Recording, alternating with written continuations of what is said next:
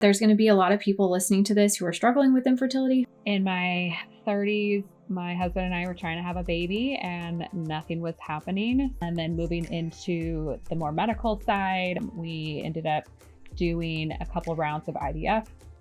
Wow, I got like weirdly emotional when you asked that. Like that kind of caught me off guard.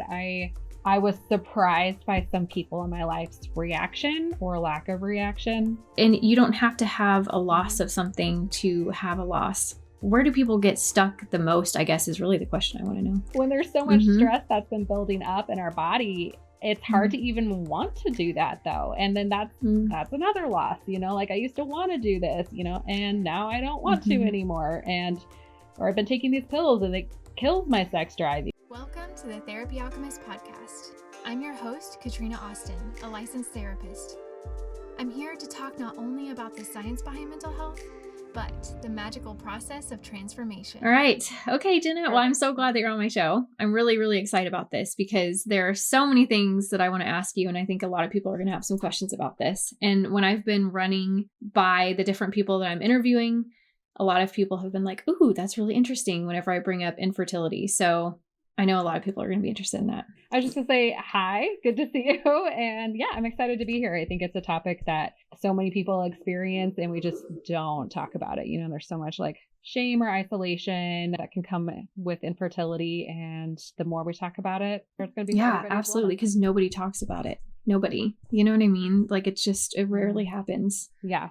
Yeah, exactly. So can you kind of tell the listeners a little bit about you and your background and why you chose to do infertility therapy? Yeah, absolutely. It's definitely something I never expected that I would be doing. And then in my 30s, my husband and I were trying to have a baby and nothing was happening. So that was the start of our 6-year journey with infertility.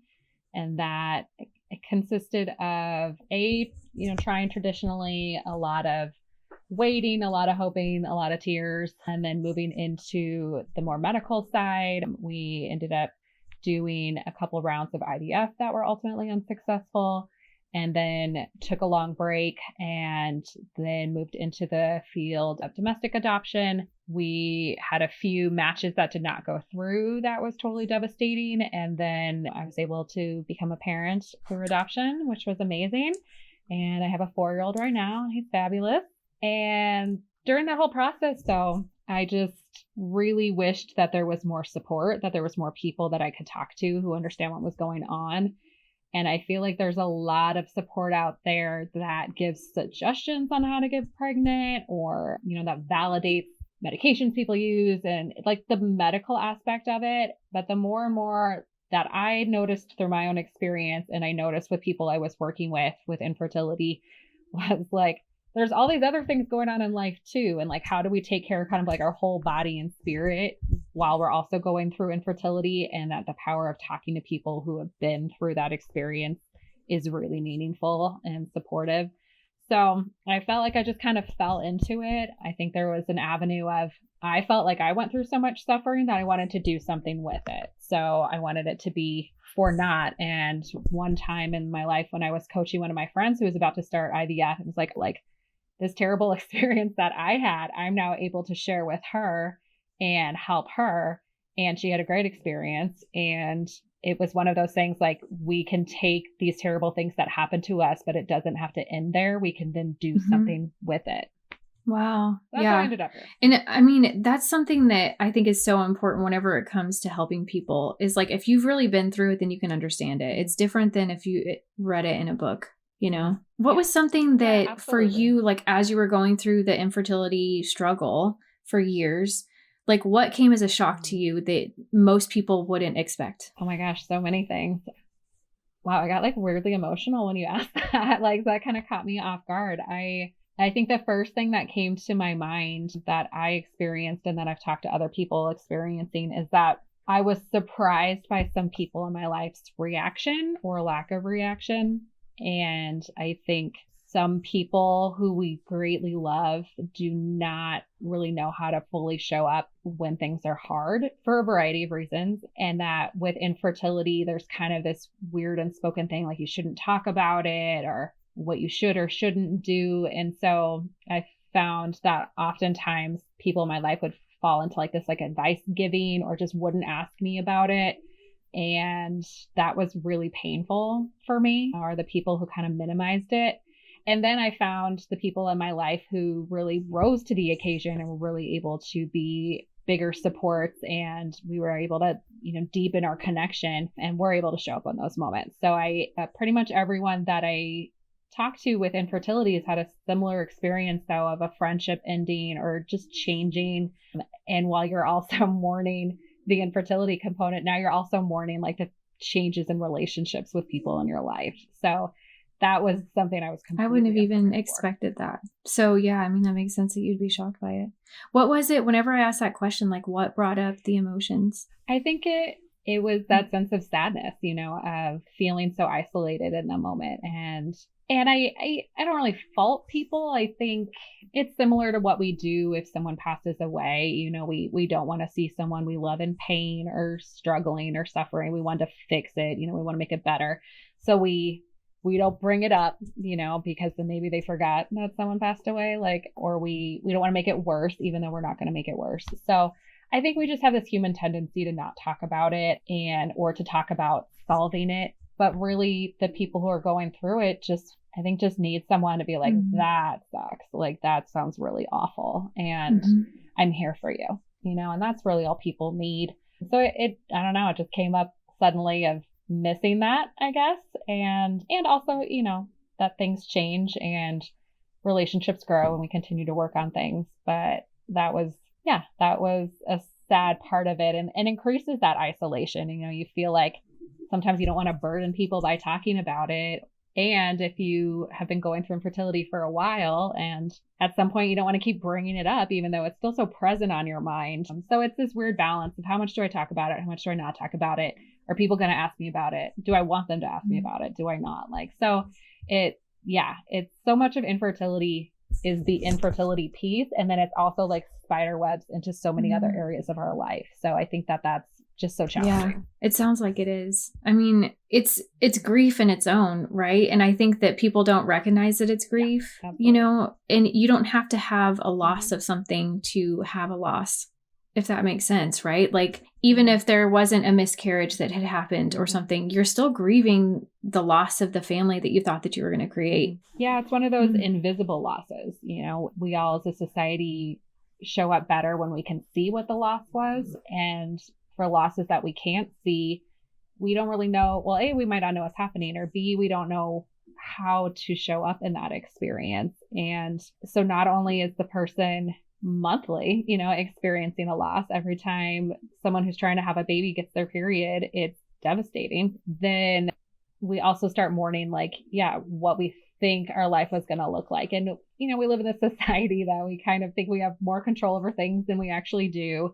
And we are busy people and productive, and we make lists in our head of when things are going to happen. And it's like, okay, well, by this age, this will happen. And I'll have a baby at this age, and then I'll have my second baby at this age. And, so we just think we've got it figured out. And a lot of times that doesn't work out. So then we are mourning kind of this imaginary future that we thought that we would have. So there's a lot of loss that comes with infertility. One of the resources that I found really helpful talks about kind of like a fertility lifeline, like thinking back from when you were a kid around thoughts that you were going to have around having a baby. And I think, like times when you were a kid and you played, you were the mom and you had the baby, or, times I remember being a teenager and having this like list of baby names written down somewhere. Like I was just like, okay, well, one of these days, the names I'm going to pick from. And I mean, if I were to look back on that now, I'm sure there are some pretty unique names because I was 16 when I did it. But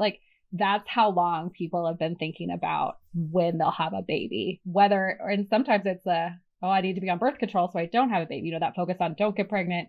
When will you get pregnant? But it's so present in our lives.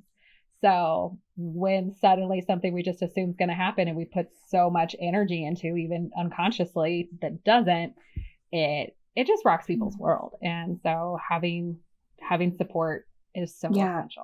We talked about this a little bit too, like the plan B of life, right? Like I feel like Yeah, because what you're saying, I mean, I've thought it as a woman, I've just always assumed that I would get pregnant and have a baby, right? And it's not until I got older that I realized that that is a possibility. It may not happen for a variety of reasons, surprisingly, right? And so I think like the plan B of life is really difficult too, because then it's like, how do I find a plan B, especially when I'm like really, really ready to be a parent? How do I come up with a plan B that's equally as like life-giving and joyful?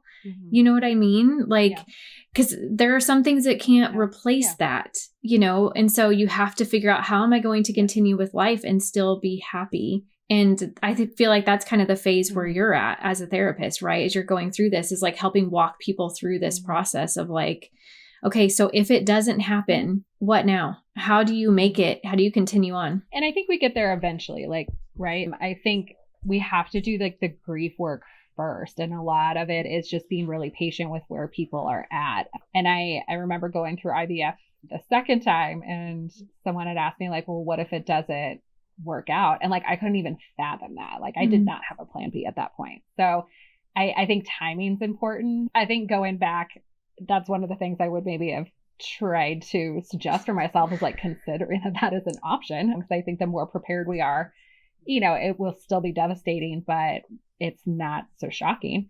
I do think like the plan Bs are really important. Plan Cs and plan Ds sometimes for people is really important. But I think we also just have to be really patient with people in terms of where they're at in that journey, and meet them where they're at, and then kind of like start introducing that idea of like, what's the next option? You know, what's the next step? Like, you never thought you'd be to this step. What's another step? What are other areas in your life that feel good for you? Like, what are other areas in your life that you feel invested in? And like, how do we kind of lean into those while you're still, you know, so consumed with what's going on in this fertility area? Yeah. Do you find that that's like the main point of resistance with clients? And I don't mean resistance in a negative way. I just mean like the struggle, right? Where it's like really difficult to get past, or like what part where do people get stuck the most, I guess, is really the question I want to know. I mean, I think it's different for everybody, and it's sort of seems counterintuitive, but one of the biggest pieces of advice that I would give people dealing with this would be that if you are thinking, or if you are feeling kind of that like panic, I don't know what to do in this situation, I'm so stuck in infertility,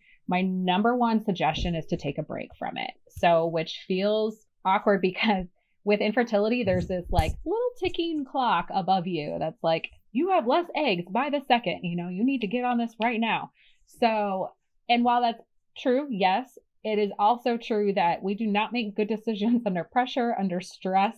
We don't, you know, we're being reactive, and like to take a time to calm our nervous system, to go on a vacation, to let ourselves reconnect in relationships that we've lost, to think about, you know, changing a job, or am I actually happy with where I'm living? Like to take that step back from the fertility panic that comes up around it, I think is one of the most healing things that people can do. And when I see people pause and give themselves some time, they ultimately are able to work on themselves and take care of themselves and grieve and heal, and then come back, you know, better, with better resilience and better stamina to then think about what they want that next step to be. So I think everyone kind of hits that at different points, but I do recommend that really highly to people of like, I know it feels literally impossible to not be focusing on this right now and be working on it right now, and pick a date and step back for X amount of time, you know, and just give yourself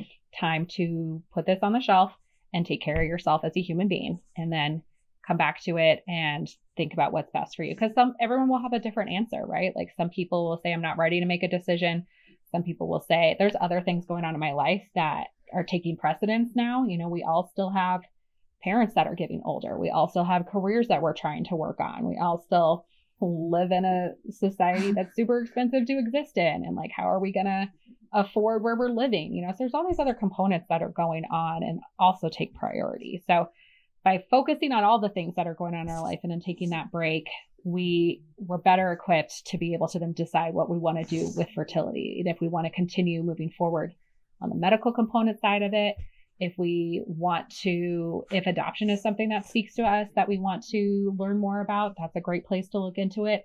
And some people decide that they are no longer going to pursue any of those options and that they are going to find, grieve and work to find some acceptance around living without children in their, immediate lives. So everybody's different, and all of those can lead to great as I'm listening, what I hear is kind of like this mindset, because I think a lot about plan Bs and life not going exactly the way we want. And I think of like a chair, right, with 4 legs. And if you can set up your life to where you have like, okay, you've got your career that you like, you've got, maybe the relationship you like, you've got the connections you like, and then the hobbies that you like, and then you have parenting, right? As each of those being a leg. And so if one of the legs is missing, the chair still stands. And so for me, like when you say that, when it's like, okay, go take a break, go on vacation, sit down, really reinvest into your life. To me, it's like, go put all of your energy back into those other legs so that when you come back to try again, if that's what you decide to do, it's not going to crumble you this time, right? That's not going to be everything. And then your whole world is just going to fall apart. So I think that that's really, really brilliant advice to give to people. I think it's scary too, I would imagine, because I wouldn't want to hear that. I wouldn't want to hear, I want some magic answer that's like, okay, yeah, if you can just, do yoga twice a day, you'll get pregnant. Like there's, and you Google, I'm sure there's somewhere on there that says some magical thing that you can do.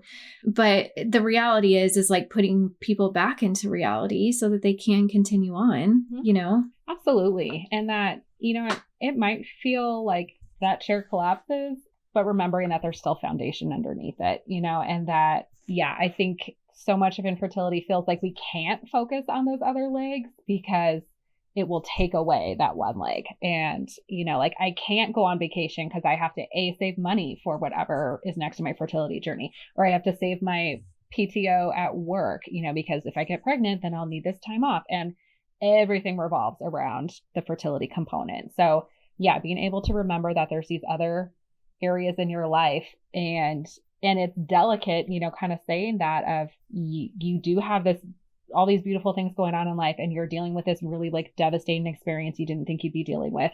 So how do you focus on your whole life? It's all part of it. It's all there. I think I did a lot of things well in my infertility journey, and I think I did a lot of things not so great and things I would do differently if I redid it. And one of the things I would do differently is I would do things for the sake of getting pregnant. Like I remember doing these mindfulness apps and acupuncture, but like the whole point of it in my head was like, this is going to get me pregnant. Whereas I think if I could have shifted that to like, this is really good for my stress going through this process, trying to get pregnant, or this is just helping me connect in my body while I'm going through this, I would have probably gotten a lot more out of that experience and not been so pissed off at it when it didn't work, and then like not dropped it when it's like, well, obviously it didn't get me where I wanted to go. No benefit. So, just kind of like flipping that perspective of like, what will be good for you going through this? Not so much like it's getting you from point A to point B. We don't actually know where point B is, but as we're on this journey, what helps us? Yeah. I think a lot about, and I don't know if we should go down this route. I'll let you kind of decide that, but I think a lot about the partner as well, especially as, like if your partner is, a male, right? Like how they have no say in a lot of this, right? And it's not their body. And so I also wonder, like, because I feel like that's probably an untapped area that nobody's even talking about. Like, what is it like for them to also want to have children and not get to, but like, I don't know. Do you ever work with that? Yeah, I think that you're absolutely right. I totally agree with what you said. And it makes me think of a few different things. Like one of my big takeaways going through this experience is that 2 people grieve differently, 2 people handle stress differently, 2 people make decisions differently. So going through this with your partner is going to put a lot of stress on it. And it's really confusing when you're like, I want to talk about this all the time. That's how I'm trying to figure this out. And your partner's like, I never want to talk about this. And it feels like a detachment when really I think they're trying to handle their grief in their own way. So I think learning your partner's grief experiences and how they process it is really important. And I think just in general, men are sort of forgotten about in infertility, and, with cisgendered women who are going through hormone treatments and taking all the pills and doing all the shots and doing all these things medically that are impacting their body. Yeah, a man doesn't really have say in that. He can't really be super helpful with it. He can't, it all is really coming down to like the female body. So they, I think, often get left out in this process, but then they're not often really taught how to talk about, what they're experiencing either. Like we do a great disservice to everybody in this society, but like, and just in this example, it's the men with not teaching them more like emotional language. And so if they're in a situation like this where they are feeling like intense grief, where they're feeling shame, it really does a number on a lot of dudes with just their projection of masculinity and what it means to be able to be virile and have a biological child, what their partner is feeling. Like, I think there's a lot of fear. Am I letting my partner down? Are they going to leave me because of this? Do I not deserve my partner? Am I not upholding like my role in our contract? So a lot goes on for guys that they just don't have the words to say. And then unfortunately, they like often talk to each other very much either. And infertility impacts, I think the numbers is 1 out of 8 couples. So, there are friends that are also going through this. And while it can be very isolating for women, I think it's easier for women to find each other and connect with each other and be more open about what they're experiencing is. And men, I mean, this is very stereotypically, but men just don't often have those avenues. There's not as many like support groups geared towards men. The books that are out there for men and fertility, they're more silly. They're more like joking, which, if that's how somebody's going to get that information, that's great. But it sort of just makes me think about, if you look at like Mother's Day and Father's Day cards, Mother's Day cards are like so sweet and like, you just do everything for me, and Dad's cards are like fart jokes. And I think that's the emotional language we give a lot of men. So there's just not as many resources. There's not as many support for them. And they have a really difficult, lonely journey that I think if they're not talking about will lead into other areas in their life. So that sounds kind of doom and gloom, but I also think it's true. So it might not be, the man may not want to talk to his partner about it for a variety of reasons, but they should definitely be talking to somebody about it. So whether it's the dude you play basketball with, whether it's your own father, whether it's a therapist, whether it's a coworker, like whoever that person is, like I strongly, strongly encourage everyone, and in this case specifically men, to like be talking to somebody. How many couples do you see that like struggle to make it through this? Because what I've seen is that if there's like, for instance, if a couple loses a child to death, it is high. I don't know what the statistics are on this, but it is highly likely that their relationship is not going to make it. So gosh, I think that's, like you mentioned it before, it's a fear for both parties. Are they going to leave me for somebody else? Right? Because is it that important to them? Because I'm not fulfilling my duties, right? But like, I'm sure it plays like a huge emotional impact on it. Like you kind of touched on that too, but have you seen that with your clients where like their relationships begin to start to falter? I've seen relationships definitely start to falter. And then I've seen people try to get some help and some support to help them through it. So it can lead couples to realize like, maybe we've just come to the end of our line with each other. I think a lot of couples, like, not only is it, will you possibly leave me because I'm not able to biologically have a child with you, but then there's also this component of what if someone wants to do IVF and someone wants to just not have children, like, what if we disagree on the experiences? I mean, my husband and I had a moment of going through the adoption process, and there's just been so much accumulated loss that I think at some point, one of us could very easily have said like, I'm done for a while, or I'm done for permanently. And then the other person would have had to experience, and come up with how they feel about that, and if that works for them or not. So, luckily we didn't have to quite get to that point, but other people do. So it does take a strong toll on relationships. I will say though that, it's a big test in a relationship. And if you can find your ways to stay connected with each other and lean in and be empathetic and supportive of each other, and be talking about what you're both experiencing, that I can absolutely strengthen. That's what I was going to ask. Too. Like I've seen people definitely come out on the stronger end. Yeah, that's what I was going to ask too, is like, how do they navigate that? What are some of the coping things that people can do in their relationship? You know, I mean, it sounds like definitely going and doing maybe like couples therapy, right? Or just even individual therapy. But I think for themselves, like prioritizing their relationship, because this is just one of the, you know, traumas that a couple will experience throughout life. There's going to be more, right? Like you're going to lose more people, or, you know, somebody's going to get laid off, or you're going to have like massive financial difficulties or health issues. Like there's going to be other things that happen too. But this one is always like shocking because there's always so much positivity around it. You know what I mean? And like birth is going to be amazing and you're going to be glowing, and which that in itself doesn't even usually happen for a lot of people. So they're like, what the fuck? You know, this is not what I expected. But yeah, like what kind of advice would you give for, you know, both parties? I think a lot of the things that you just suggested are really imperative. So counseling, whether it's individual or with a couples counselor, I do think it's helpful to have an infertility familiar therapist in that. And there's not a ton of people trained in infertility in the mental health world, but there are some. So I think that that's beneficial. If you find someone that you really like who doesn't have that, you know, then keep with that relationship and educate them and they can get educated. But I think kind of having that safe place where they can be talking about what they're going on, of course, you know, self-care, right? So continuing to see those support systems and do things around moving their body and do things that are fun and do things that make them feel good. I think that that's essential. I think date nights, you know, having a date night that's maybe like designated, we're not going to talk about this. We're going to actually like remember that we like each other and enjoy each other and have fun with each other without all this stress on top. This kind of goes back to your last question, but still ties into this question.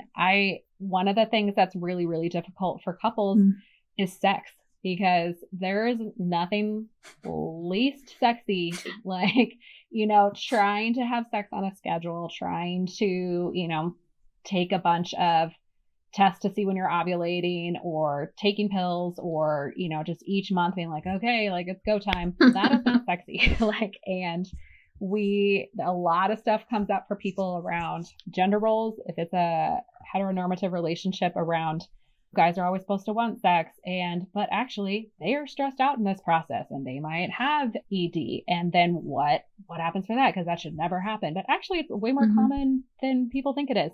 So without even the infertility stress. So, you know, like, I'm just not in the mood. I don't want to do this. But if we don't do this, then we're waiting another month and our window has gone by. So like there's so much stress and pressure around sex in a relationship through infertility. So one of the things that I think you can do for yourself is to remember to connect in enjoyable, pleasurable, erotic ways that are not around trying to have a baby. And that, you know, that doesn't necessarily mean like go have sex at other times, except if you want to do that, that sounds fantastic. But I think it means like remember to hold hands with each other and give back rubs and, you know, do like fun, flirty, emotionally connected things, and that we can sustain like good emotional connection with our partner, even by talking about hard things, but also talking about, you know, fun things and enjoyable things. So I think, you know, just keep leaning into the relationship, talk about it when sex suddenly is like really weird and awkward and people are crying before, during, after. Like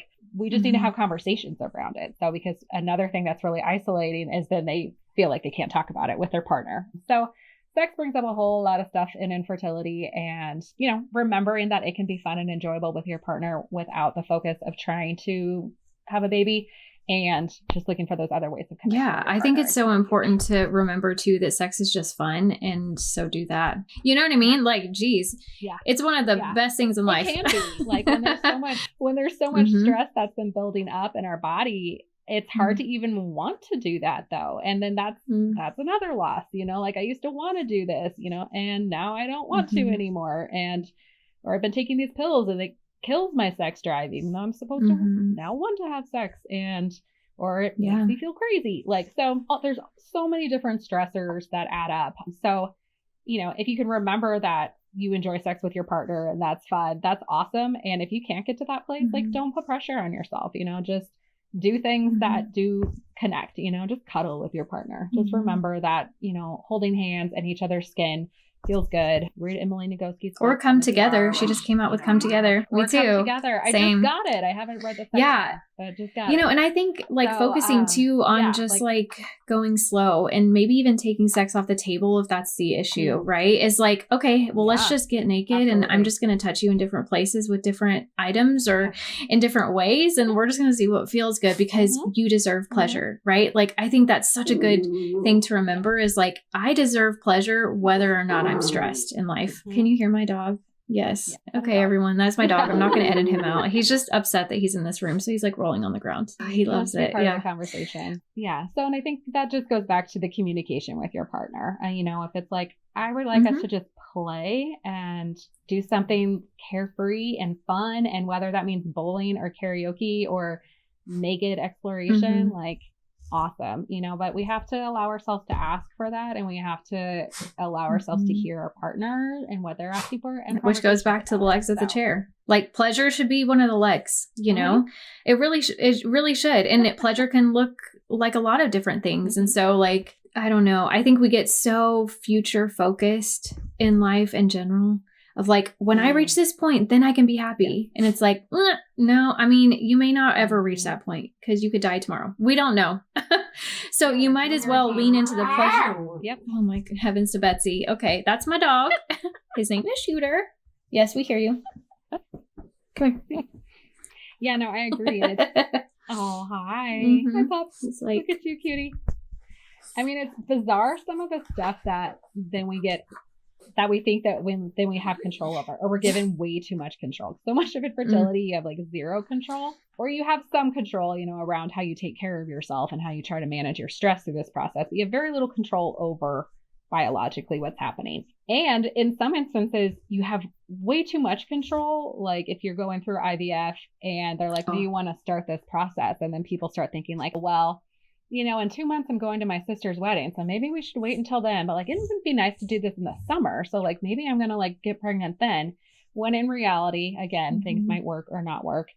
And then the one that really trips me out is when people are given the choice of which embryo to implant and they know the gender.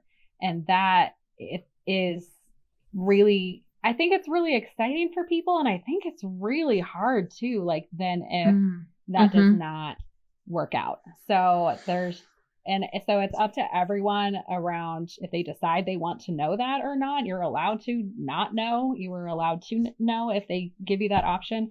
But I just kind of keep that in the back of your mind of like, is that potentially going to make things harder for you or not? Or if you're like, if this is the only moment I get to connect with this embryo and this is maybe my only chance to get pregnant and I'm just going to, go all in and it might be terrible on the other side, then go all in. I think it's just clarity, like be aware of what might be hard in this situation. And Brene Brown called that foreboding joy, right? Where we are like, well, I'm going to get too excited because if I do, then, something bad's going to happen, but I love what you said about like, okay, I'm just going to lean all into this joy of like, oh, look, here's my little embryo. And this is the one experience I get to have with it. And how cool that I get to do that. So in this moment, it's great. And life is going to happen and maybe it's not going to be great later, but that's also just part of the process of life. Like there is loss and there is pain that is expected.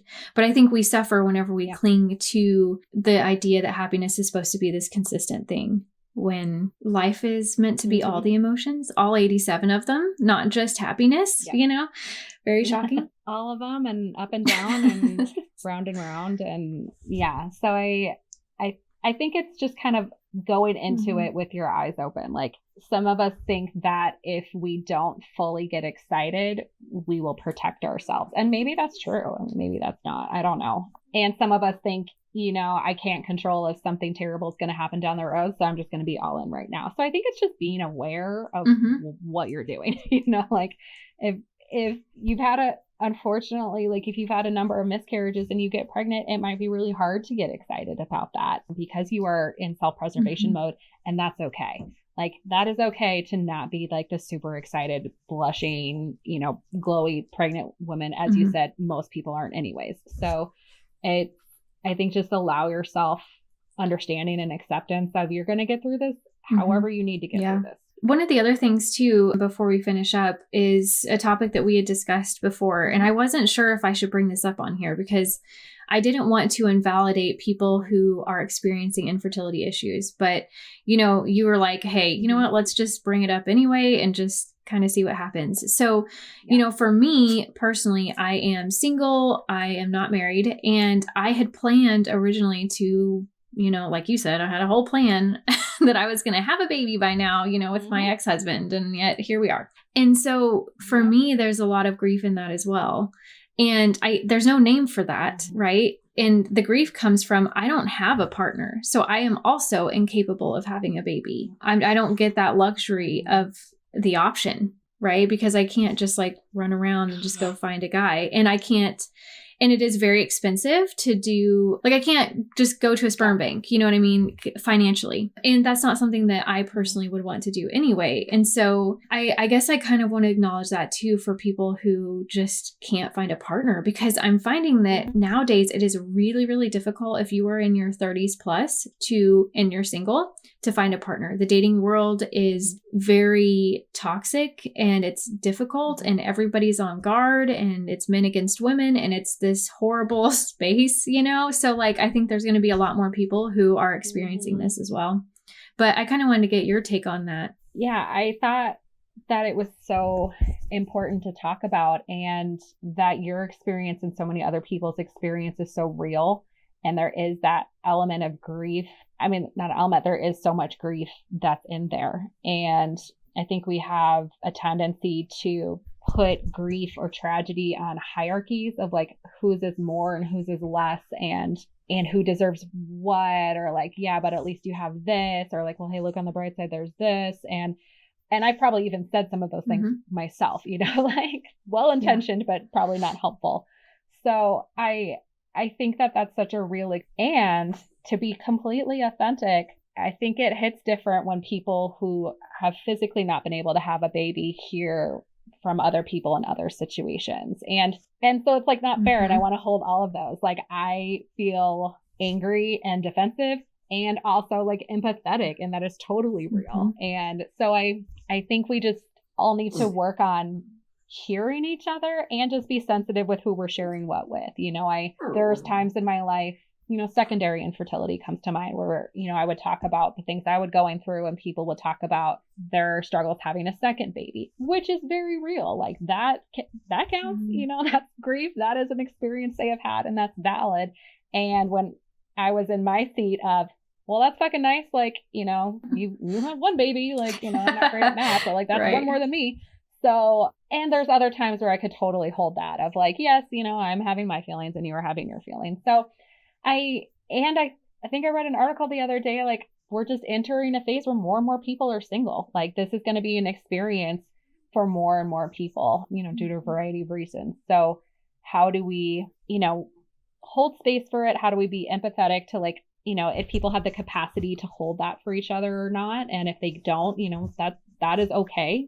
Find other people who can hold that, because everybody's grief is valid, like, and should be shared. But then you're also just saying, like, and that really struck with me, like, there's not a name for it. And, we could go into a whole big discussion on like pros and cons of labels, but there's something about like, I am having a pain and there's not a word.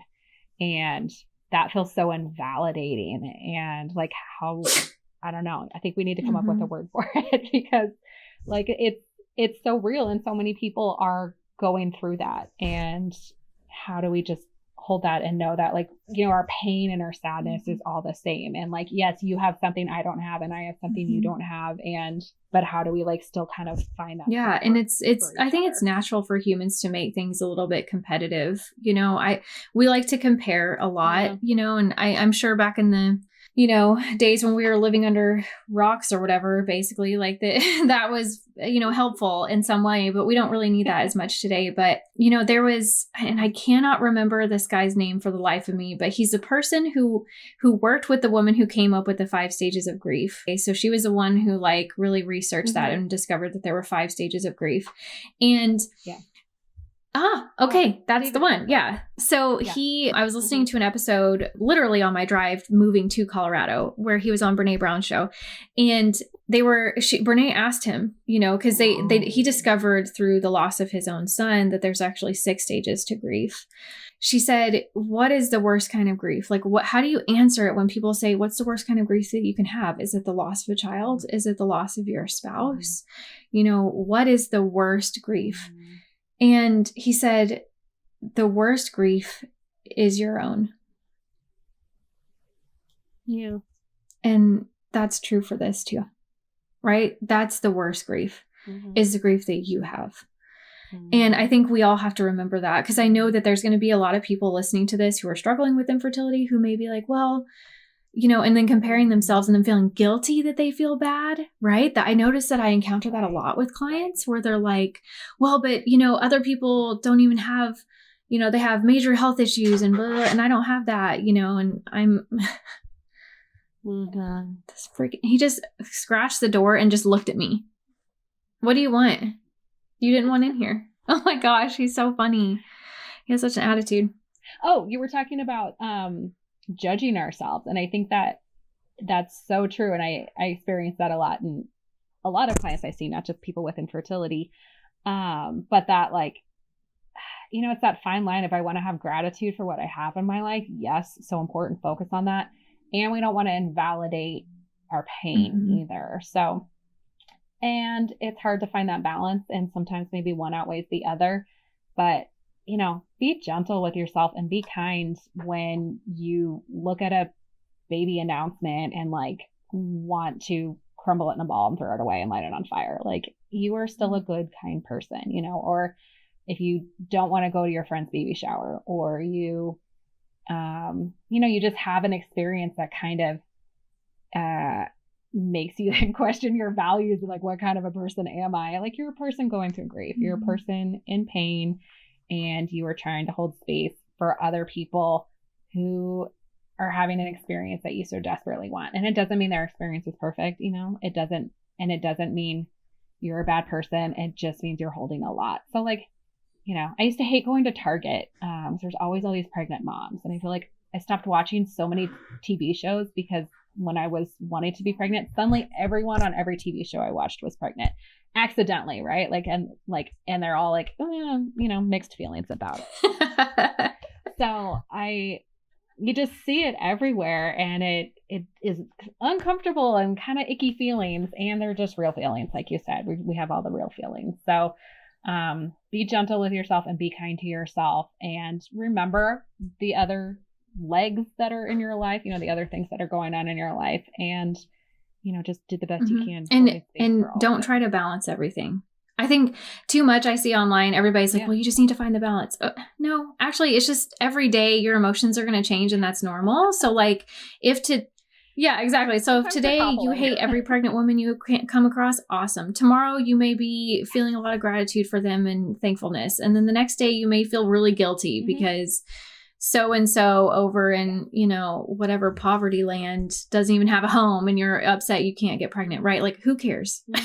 It will pass. Everything changes, you know, like there is no perfect way to be a human except to just let it be, you know? So, yeah, being gentle with yourself and recognizing if it's getting into a place, you know, where it's entering into a serious depression episode, or, I mean, people have suicidal thoughts when they're going through infertility and they don't want to talk about it because they feel like how it would impact, you know, what they're working on. So like, if it's be kind to yourself with your emotion fluctuations. And if you are entering into a place that is scary or unsafe or is just not feeling good for you, like please get some help and reach out to somebody, because this is extremely difficult, and yeah, absolutely. And you know, you and I are both taking clients, so if y'all happen to be in Colorado, we've got some space available.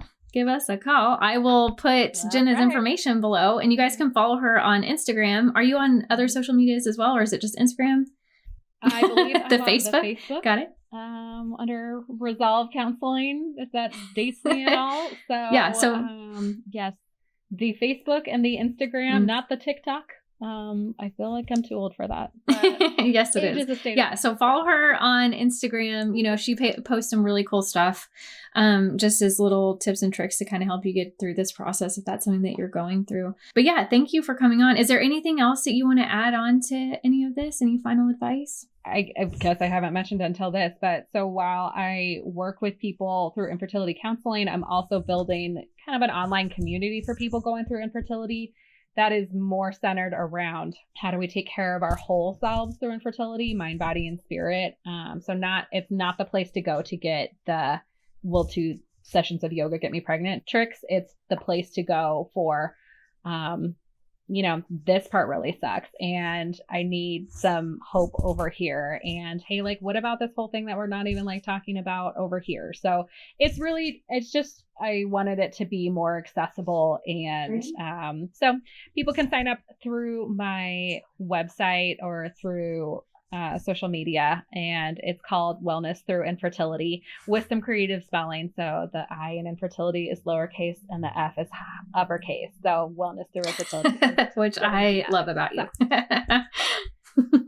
Because you're going to be saying that a lot through infertility. Yes, awesome. Good. Yeah, you guys go check that out because, it is important to get support. And then bring in your partner too, right? Like, I think this would be a cool thing for you guys to do together, another way to connect and, maybe do that program together. I think that would be awesome. Yeah. So, well, thank you so much for being on here. I'm really glad to have you. Thank you. Yeah. I appreciate it. I feel like there's so many good takeaways from all of this. Overall, like the overarching golden nugget of what you've learned from your journey and working with people, like what's the main takeaway? Oh, so many. I really do think taking a break is one of the golden nuggets that I try to connect with people. Another would be that you are not infertility. Like so many times we accept that as our identity, and that's not true. Like it's a medical experience that you have. You didn't cause it. I don't care how many drinks you had in your past, or if you've had abortions, or if you've had STIs, or if you one time didn't want to be a mom at some point. I don't care about any of your past experiences. You did not cause infertility to be happening to you, and it is not who you are as a person. So it's something you're experiencing. And that's just another thing that pisses me off about mental health and physical health, and what is something somebody has and who is something somebody is. We don't say people are depression. We say people have depression, but we do say people are bipolar.